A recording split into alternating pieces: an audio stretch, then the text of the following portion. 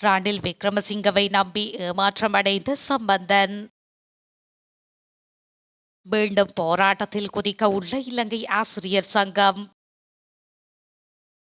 சம்பந்தனின் வெற்றிடத்திற்கு புதிய நாடாளுமன்ற உறுப்பினர் வெளியான அறிவிப்பு.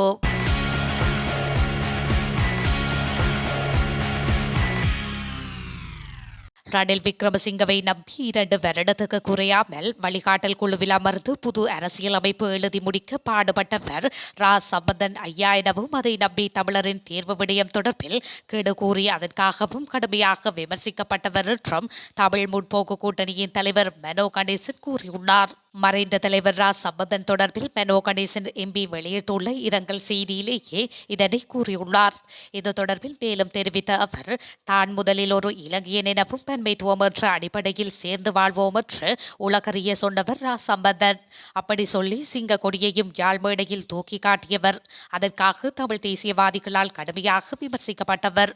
எல்லாவற்றையும் மீறி நல்லாட்சி காலத்தில் ரணில் விக்ரமசிங்கவை நம்பி 2 வருடத்திற்கும் குறையாமல் வழிகாட்டல் குழுவில் அமர்ந்து புது அரசியலமைப்பை எழுதி முடிக்க பாடுபட்டவர். அதை நம்பி தீபாவளிக்கு தேர்வு, பொங்கலுக்கு தேர்வு என்று கெடு கூறி அதற்காகவும் கடுமையாக விமர்சிக்கப்பட்டவர். ஆனால் இந்த சிங்கக்கொடி முதல் வழிகாட்டல் குழு சம்பவங்கள் வரை எல்லாவற்றையும் அவருக்கு மிக பக்கத்தில் இருந்து நேரடியாக பார்த்தவன் நான். அவரை மதித்து அவரை பயன்படுத்தி பிரிபடாத இலங்கைக்குள் தீர்வு தேட தவறிய அனைத்து சிங்கள பௌத்த தேசிய கட்சிகளின் தலைவர்களும் இப்போது வரிசையாக வந்து ரா சம்பந்தனுடன் எனக்கு 30 வருட பழக்கம், 40 வருட பழக்கம், 50 வருட பழக்கம் என்று அழைப்பார்கள். அதையும் உங்கள் சாகாத ஆன்மா எங்கோ இருந்தபடி கேட்க போன்றது. சம்பந்தன் ஐயா, பிரிவோம் சந்திப்போம் என அவர் மேலும் தெரிவித்துள்ளார். தமிழரசு கட்சியின் மூத்த தலைவரும் நாடாளுமன்ற உறுப்பினருமான ரா சம்பந்தன் ஒரு தேசிய தலைவராக நம் நாட்டில் ஏற்பட்ட பிளவுகளை குறைக்க அயராது பாடுபட்டவர் என அதிபர் ரணில் விக்ரமசிங்க தெரிவித்துள்ளார். ரா சம்பந்தனின் மரணம் தொடர்பில் அதிபர் ரணில் விக்ரமசிங்க வெளியிட்டுள்ள இரங்கல் செய்தியிலேயே மேற்கண்டவாறு குறிப்பிட்டுள்ளார். மேலும் தனது இரங்கல் செய்தியில் தெரிவிக்கையில், ரா சம்பந்தனின் மறைவிற்கு எனது ஆழ்ந்த இரங்கலை தெரிவித்துக் கொள்கின்றேன். ஒரு தேசிய தலைவராக நம் நாட்டில் ஏற்பட்ட பிளவுகளை குறைக்க அயராது பாடுபட்டார். அவரது இழப்பு நாடு முழுவதும் இரங்கல் தெரிவிக்கும் என அதிபர் ரணில் விக்ரமசிங்க குறிப்பிட்டுள்ளார். இந்த நிலையில் தமிழ் தேசிய கூட்டமைப்பின் தலைவர் ரா சம்பந்தன் காலமானதை அடுத்து நாடாளுமன்றத்தில் ஏற்பட்ட வெற்றிடத்தை தமிழ் தேசிய கூட்டமைப்பின் உறுப்பினர் சண்முகம் கோதாசன் நியமிக்கப்பட உள்ளமை குறிப்பிடத்தக்கது. தன்னை ஒரு கரைபடியாதவராக காட்டுவதற்கு நாடாளுமன்ற உறுப்பினர் நாமல் ராஜபக்ஷ முயற்சிகளை முன்னெடுப்பதாக மட்டக்களப்பு மாவட்ட தமிழ் தேசிய கூட்டமைப்பின் நாடாளுமன்ற உறுப்பினர் ரா சாணக்கியன் குற்றம் சாட்டியுள்ளார். இதன்படி தனக்கும் தனது தந்தையான மஹிந்த ராஜபக்ஷ குடும்பம் உள்ளிட்ட மொட்டு கட்சிக்கும் தொடர்பு இல்லை என்பதை காட்டும் வகையில் நாமல் ராஜபக்ஷ செயல்படுவதாக அவர் சுட்டிக்காட்டியுள்ளார். மட்டக்களப்பு அமெரிக்க மிசன் மண்டபத்தில் நேற்று மாலை நடைபெற்ற இலங்கை தமிழரசு கட்சியின் மாவட்ட குழு கூட்டத்தில் பின்னர் ஊடகங்களுக்கு கருத்து தெரிவிக்கும் போது அவர் இதனை குறிப்பிட்டுள்ளார். மேலும் கருத்து தெரிவித்த அவர், ராணுவ புலனாய்வு துறையினருடன் செயற்பட்டவர்கள் அவர்கள் செய்த பிழையான செயற்பாடுகளை சொல்வதற்கு தயாராக உள்ளதாக கூறியுள்ள நிலையிலும் இதுவரையில் அது தொடர்பில் விசாரணை செய்யப்படவில்லை. பிள்ளையாரிடம் ஜேவிபியினர் ஆயுதம் கேட்கின்றார்கள் என்றால் சமையல் அறையில் வெங்காயம் வெட்டி கொண்டிருந்தவரிடம் கத்தி எதனையும் கேட்டார்களா தெரியாது என அவர் மேலும் தெரிவித்துள்ளார். நள்ளிரவு முதல் நடைமுறைக்கு வரும் வகையில் எரிபொருள் விலைகள் குறைக்கப்பட்டுள்ளன.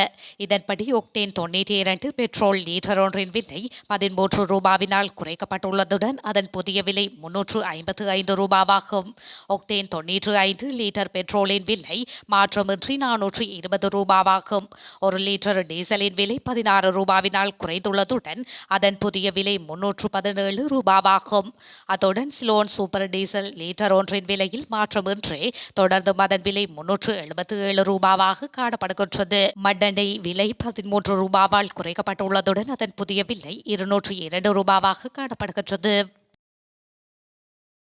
தமது கோரிக்கைகளுக்கு விரைவில் பதில் வழங்குமாறு கோரி ஆசிரியர் அதிபர் தொழிற்சங்க கூட்டமைப்பு பாடசாலைகளுக்கு முன்பாக மீண்டும் போராட்டம் நடத்த திட்டமிட்டுள்ளதாக இலங்கை ஆசிரியர் சங்கம் தெரிவித்துள்ளது. குறித்த போராட்டமானது நாளை முன்னெடுக்கப்பட உள்ளது. மேலும் எதிர்வரும் வெள்ளிக்கிழமை அரசு துறையில் உள்ள அனைத்து தொழிற்சங்கங்களையும் ஒன்று திரட்டி ஆசிரியர் அதிபர் கூட்டணியாக இணைக்க தயாராக இருப்பதாகவும் ஆசிரியர் சங்கம் தெரிவித்துள்ளது. இதேவேளை ஆசிரியர் அதிபர் சம்பள முரண்பாடுகளை நீக்குதல் உள்ளிட்ட பல கோரிக்கைகளை முன்வைத்து ஆசிரியர் அதிபர் தொழிற்சங்க கூட்டமைப்பு இன்று பாடசாலைகளுக்கு முன்பாக கருப்பு கொடி மற்றும் பதாதைகளை ஏந்தி ஆர்ப்பாட்டத்தில் ஈடுபட்டுள்ளது. பாடசாலை நேரத்தின் பின்னர் நாளைய தினம் போராட்டத்தில் ஈடுபட உள்ளதாக இலங்கை ஆசிரியர் சங்கம் தெரிவித்துள்ளது.